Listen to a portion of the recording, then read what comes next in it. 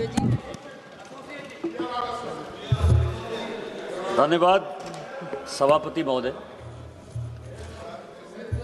मैं पिछले 10 साल से या उसके ऊपर से लगातार एक बातें कह रहा हूं सर, कि हमारा जो इलाका है संथाल परगना, इस सदन में सभी लोग शेड्यूल कास्ट की बात करते हैं, शेड्यूल ट्राइब की बात करते हैं, ओबीसी की बात करते हैं। आदिवासी की संख्या हमारे संथाल परगना में 45% था 1951 की जनगणना के अनुसार। आज आदिवासी की संख्या 2011 की जनगणना के अनुसार केवल और केवल 27% है, और अभी जो जनगणना स्टार्ट होगी उसमें मैं दावे के साथ कह सकता हूं कि ये 21 या 22% होगा।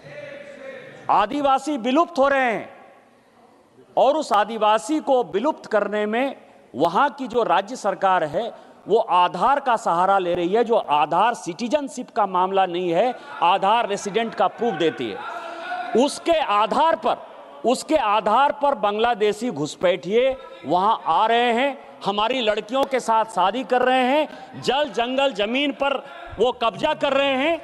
और इस कारण से एक दिन ऐसा आएगा, अभी जनगणना हो रही है, 2008 की जनगणना हमारे यहाँ नहीं हुई सर, झारखंड में 2008 की जनगणना इसलिए नहीं हुई कि आदिवासी की संख्या घटने के कारण 1 लोकसभा की सीट और 6 विधानसभा की सीट आदिवासी की समाप्त हो रही थी।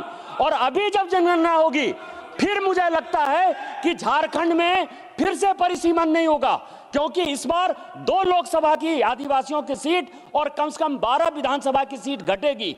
और ये सभी को, पूरे देश के लिए एक समस्या है कि आदिवासियों की संख्या घटकर बांग्लादेशी घुसपैठिए बढ़ रहे हैं, जो हमारे बहू बेटियों का इज्जत लूट रहे हैं। इसीलिए आपके माध्यम से मेरा आग्रह है भारत सरकार से कि वहां एनआरसी लागू करिए, और कोर्ट का जजमेंट यही कहता है, और बांग्लादेशी घुसपैठियों को भगाइए, नेस्तनाबूद करिए, और हमारे झारखंड और संथाल परगना को बचाइए।